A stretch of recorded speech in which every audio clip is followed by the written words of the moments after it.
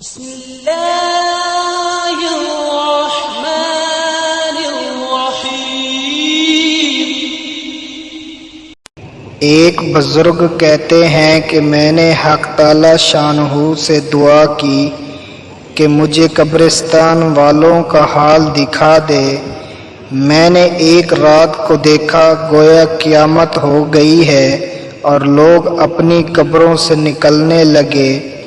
ان کو میں نے دیکھا کہ کوئی تو ستونوں پر جو ایک خاص اعلیٰ قسم کا ریشم ہے سو رہے ہیں، کوئی ریشم پر ہے، کوئی اپنے اونچے اونچے تخت پر ہے، کوئی پھولوں پر ہے، کوئی ہنس رہا ہے، کوئی رو رہا ہے۔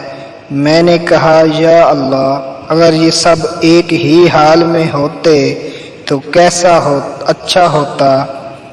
ایک شخص نے ان مردوں میں سے کہا کہ یہ اعمال کی وجہ سے ہے، ستونوں والے تو اچھے ہاتھوں والے ہیں اور ریشم والے شہداء ہیں اور پھولوں والے کثرت سے روزے رکھنے والے ہیں اور ہنسنے والے توبہ کرنے والے ہیں اور رونے والے گناہگار ہیں اور اعلیٰ مرتب والے یہ غالباً اونچے تخت والے ہیں۔